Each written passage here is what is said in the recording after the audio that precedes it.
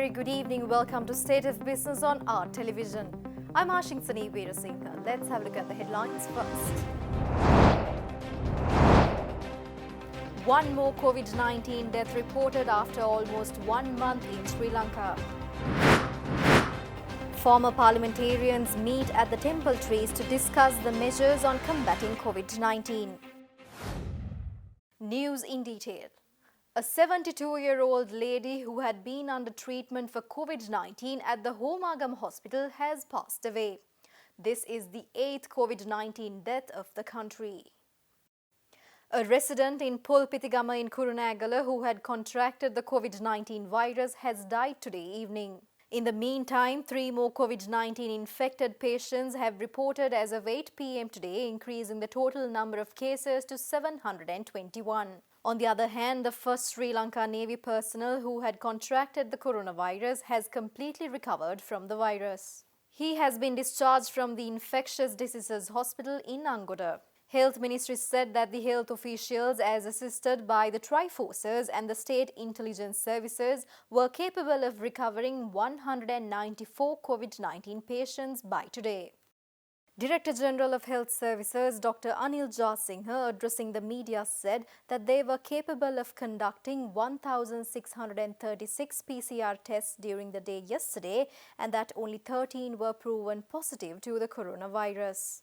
He also added that PCR tests are still being conducted at the Navy camp at Valisara, but the percentage of being positive is remarkably low.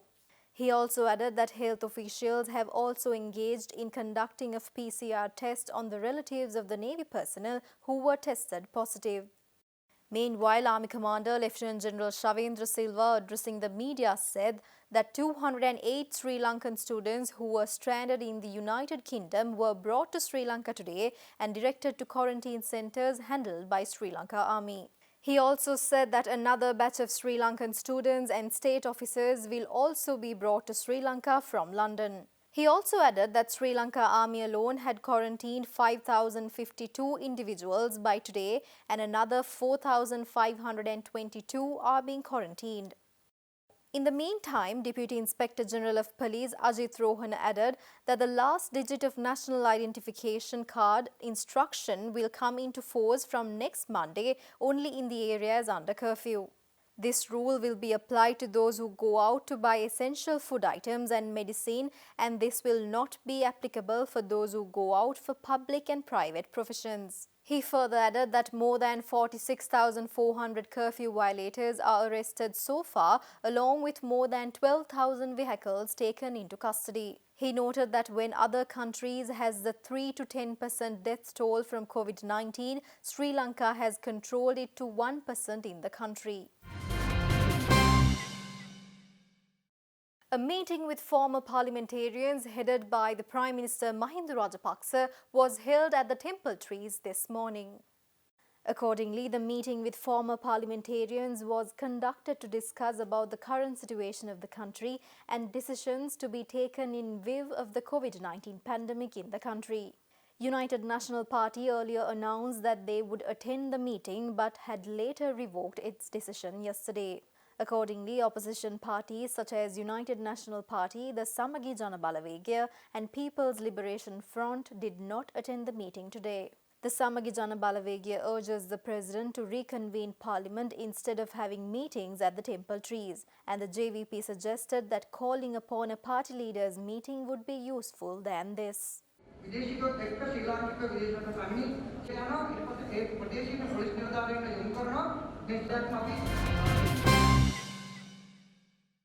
As per the President's Media Division announcement, the relief allowance of 5,000 rupees for the COVID-19 affected families will be paid for the month of May as well.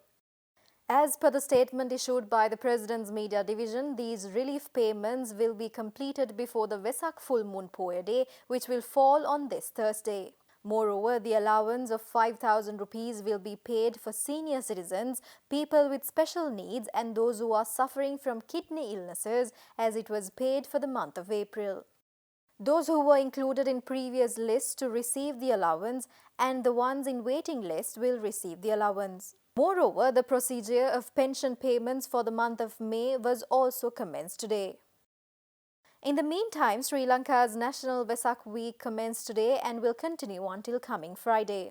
The Ministry of Buddha Sasana, Cultural and Religious Affairs announced that it has been decided to celebrate this year's Vesak in a small and simple manner owing to the COVID-19 situation in the country. The Ministry of Buddha Sasana, Cultural and Religious Affairs urged the Buddhist devotees to observe religious observances at home.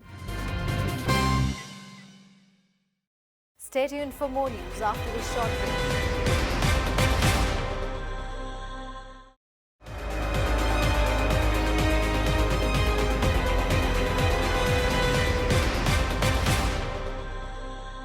Welcome back after the break. Central Bank announced that it will extend the deadline for coronavirus credit relief for coronavirus-affected businesses from a central bank refinanced fund till May 15, 2020 from the original date of April 30th. Central Bank in its website says that considering the difficulties faced by some customers of financial institutions affected by the COVID-19 pandemic to obtain certain relief measures, the Central Bank of Sri Lanka has extended the deadline. Further, where the validity period of checks valued less than 500,000 rupees has expired, the banks are required to consider them as valid until the 15th of this month. The central bank further said it is setting up a 50 billion rupee facility financed with printed money to fund COVID-19 hit businesses. The Treasury has stopped giving credit through central bank refinance in the mid-1990s after the reopened economy after 1978 was derailed by high inflation and currency depreciation due to central bank finance of the budget and rural credit. Sri Lanka has already tightened some exchange controls and closed the stock market, though bond markets are open. Meanwhile, the IMF has said that central banks in emerging markets should consider using their balance sheets together with the government to guarantee credit. Prime Minister Mahinda Rajapaksa reiterates that the argument by the opposition, which says that the president has no authority to allocate funds to run the country from the month of May, is purely absurd. Issuing a statement to the media, the Premier said that the Parliament has already allocated the funds to run the country and no need of any intervention by the President. Prime Minister Mahinda Rajapaksa, who is also the Minister of Finance, stresses that the President, the government and the state apparatus are focusing their entire attention on combating COVID-19, which has become a threat to the whole world. He claims that in such a situation, the political opposition of the country vociferously demanding that the dissolved parliament be reconvened, asserting that after the 30th of April, the president has no legal right to allocate funds for the maintenance of government services without the approval of the old parliament. Prime Minister Rajapaksa also explains that the logic of the opposition is that the subsection number 3 of the Article 150 of the Constitution allows the President to allocate funds for the running of government services at a time when Parliament has been dissolved only if the previous Parliament had not passed an Appropriation Act. The opposition claimed that the previous government had passed a vote on account up to the 30th of April and that therefore after this date the President has no authority to allocate funds for any purpose. The Premier says that it is an absurd argument and the Article 150 of the Constitution allows the President to allocate funds for any purpose for which funds had not been allocated by Parliament. He further elaborates that after a new parliament convenes, the opposition will have the opportunity to raise questions about how government money was spent between the time of the dissolution of the old parliament and the convening of the new parliament. He also requests the opposition to refrain from misleading the public with blatant lies until they are received with an opportunity in a new parliament. He also called upon the public to extend their fullest cooperation to the health authorities, tri-forces and police to fulfill their duties effectively defeating the COVID-19. The United Nations International Children's Emergency Fund states that the internet usage is already up by 50% in many parts of the world. UNICEF further stresses that nearly 1.3 billion students in worldwide are still affected by nationwide school closures due to COVID-19, and at this juncture, UNICEF provides key tips on keeping children safe online during the coronavirus outbreak. Let me start by saying this.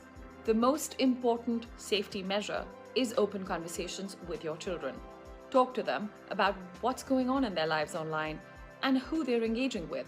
Work with your children to establish rules on how long they can be online and encourage daily activities that do not require screens. Get them up and moving. Check that your child's device is running the latest software and antivirus programs and that privacy settings are on. Keep webcams covered when not in use. If you have younger children, set up parental controls and use tools like Safe Search on Google. Help your child learn to keep personal information private, especially from strangers. Your child should never have to provide a photo or their full name to use learning resources online.